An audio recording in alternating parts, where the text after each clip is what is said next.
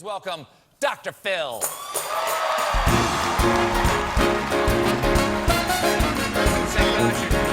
Come on.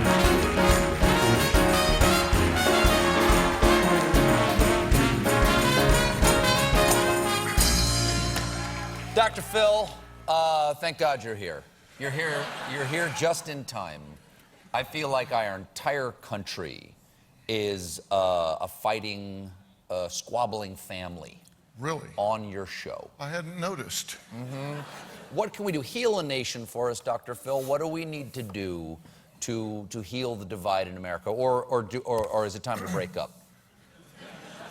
I don't think it's time to break up. All right, good. That's good to hear. Because I'm from Texas, and you know where Texas would go if they secede.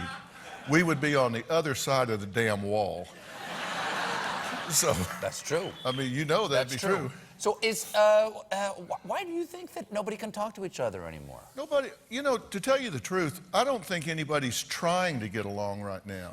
Mm-hmm. Everybody is pissed off, and it's like they don't want to get along. If I'm negotiating with somebody, if I'm negotiating with you, the first thing I'm going to do is try to figure out how to get you the most of what you want I possibly can.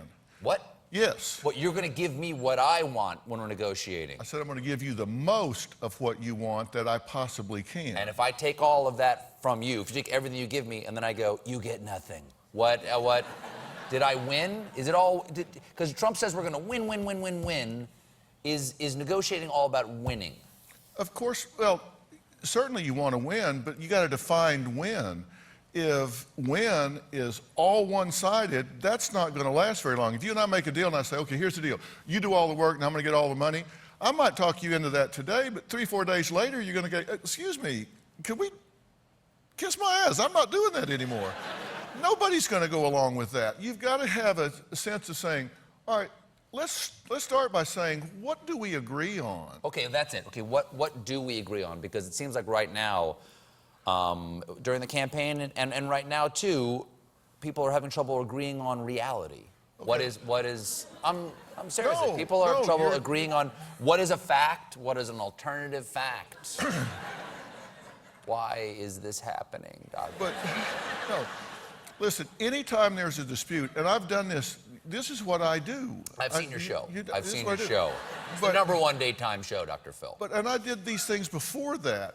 And anytime there's a dispute, the first thing I do is say, okay, let's figure out what it is we agree on, because we might agree on more than we think, and then we can have these things over to the side that we disagree on.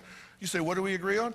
Everybody agrees that we're all Americans, that we all enjoy the freedoms that we want. We all want to be safe. Everybody agrees with those things, right? Do you think either side? It's the price we pay for that. What we're not talking about what we don't agree on yet. We're talking about what we do agree on. Sure, everybody wants to be safe. America's a great country. I'm not sure if everybody agrees that everybody's an American, because it's very popular to say you're un-American or that's not an American thing to do. People accuse each other that you're not a real American all the time. Well, we all live here. Let's say that. Yeah, yeah. And we all want to be safe here. We don't want to get... we get past the ban at the airport. Yeah, we don't want to get... As long as we don't leave and can't come back. That's true, that's true. So you got to say, all right, what do we agree on now? If you say, okay, what do we not agree on? Okay, now we're talking about the disagreements, but we at least have some common ground. Nobody's talking about that. And people out demonstrating, more power to them. I agree. Listen, this is America. You can do that if you want to. I think if that's what they want to do, great. I think at some point, a dialogue has to start. Okay. Okay. I absolutely don't know enough to talk intelligently about politics. I don't know enough to talk about the geoeconomic impact of things happening overseas versus here, blah, blah, blah. I'm not competent to talk about that. The difference is I just know it. That's refreshing. That's refreshing. My dad used to say, and I hear him saying it just as like it was 10 seconds ago. He used to say, boy, you better spend 5% of your time deciding whether you got a good deal or a bad deal, and 95% of your time deciding what the hell you're going to do about it. And that was real good advice. What is that? Because, okay, if you don't like the outcome of the election's over. What are you going to do about it? Mm-hmm. Okay, it's not. People are debating the election like it's not over. The election's over. Oh, it's definitely over, yeah. Okay, so now the question He's is... definitely president of the United States, no doubt about it. But what are we going to do about it? And that's where I say, I hope that people start a dialogue, start a narrative, and start trying to influence some things that seem, if they are how they appear, really radical. I mean, somebody needs to start a narrative before we start pulling this back to some sense of non-idiocy. Without naming any names. Without naming any names.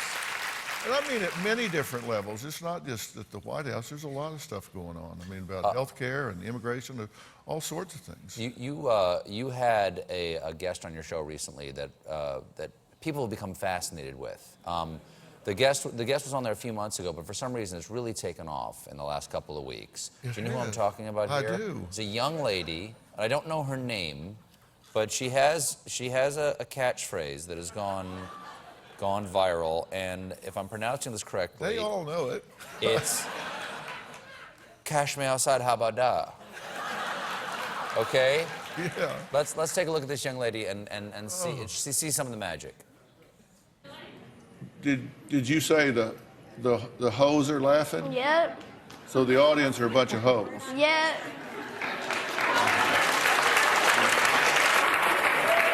Catch me outside. How about that? Huh? Catch me outside. How about that? Catch you outside? What does that mean? What I just said. What does that mean? She's 12. She's 12? She's 12 or 13. I'm like, what? I wouldn't want her to cash me outside. Yeah. She's a pretty tough 12-year-old. Yeah, how about that? Yeah. Could you help me with something? You like to heal differences between people, and especially especially if friends have fallen out. You were great at getting people back together. I like to unify. Okay, so I have one of my oldest friends in the world works here at the shows. His name's Paul Dinello, and he and I have a problem, and I'd love if you could help us. Would you do that for us?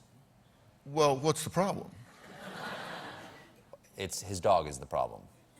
His dog doesn't have doesn't respect personal space. He's right here. Could we? Well, the story goes a lot better if you're the only one telling it. Can we get him out here? Paul, would you want to join us? It's Paul Dinello, everybody. Yeah. Paul, what's up? How you doing? So, Hey, Paul. Hi, Steve. Hey, do you mind doing this? Okay. does you have a choice? Paul and I, how long have we known each other, Paul? Not now. What's that? How long have we known each other? 30 years. 30 years. Okay. And how old's your dog? 9. Okay, so you had 21 good years. He had another this dog came along. dog before this. Oh. Okay. He's long had a problem with my dogs. Really? I love his dog, but his dog, Riley, I made a deal with CBS that when we started the show, could we make our office a dog-friendly office? Mm-hmm. And they said, okay. And almost entirely for Paul. And when he brings Riley to work, Riley loves Paul, always wants to be with him. Paul often forgets that Riley is at the office because he'll leave my office and Riley will stay in my office when Paul leaves and whine and scratch at the door. And while I love Riley, Riley's not my problem. Riley's Paul's problem. What kind of policy is that if it's an open door policy for dogs and he's putting restrictions up all You're over closing the the place? door when you leave and the dog can't come out. It's not an open door policy for dogs. Well, but did you hear what he said when he started? He said, I love Riley, but... But, right. But And means after forget but, everything I right, just that's said. I'm right. now going to tell you what I really think. Thank you. So you don't really love Riley. You tolerate Riley because he's your friend. I'm so glad you're here, but you're completely wrong. Yeah. Well, could we see Riley? Is Riley here? Could Riley come out? Riley, come here. All right. Come here, Riley. Oh, now this isn't fair because Riley... This isn't fair because Riley is cuter than I am. Okay, now Riley, I love Riley, And? and I love Riley, and Riley is your dog, and you leave. How much do you love Riley? Because you never seem to know where Riley is. Let me ask you a question. Don't they use dogs as therapy dogs? You pet them and it reduces stress? Without Riley's question. a gift. He's a gift to you. It's an intervention. He's a gift to you. And let me just tell the Thank two you. of you, Thank you, I've Phil. said this a million Listen times, to you this should guy. not fight in front of the dog. It upsets the dog, and you know, tell him what's going to happen Do to you the have a dog? I do, and I take it to work every day, so I should probably recuse myself. Well, so what, I'm still angry. I don't feel any better. What do I get out of this therapy session, and how much do I owe you? You should scuff up the dog's ears. You won't be so angry. Scuff up? Yeah. I'm Show not him how to- sure- I'm sure I show him agree how to with scuff up scuffing. the dog's ears. Is this what you're referring That's to? it. Now, see the dog? Does the dog look happy? Riley always looks a little sad. She always looks a little sad. A little sad. Because dogs look like their owners. Had you thought maybe... Look a little sad. Paul looks a little sad most Had of it the ever time. occurred to you to bathe that dog? This is her bathed state. Oh, this is it. Yeah, this This is is good as She's it done gets. up. It's as good as she gets. I'm starting to come over to your side of this argument. Thank you. If this You're dog welcome is back fixed up, anytime, okay. Dr. Phil. Thank you, Paul. Thank Thank you, you. Riley. I love you. But it's time to go. Dr. Phil airs weekdays nationwide. Dr. Phil, everybody. We'll be right back with a special Late Show show.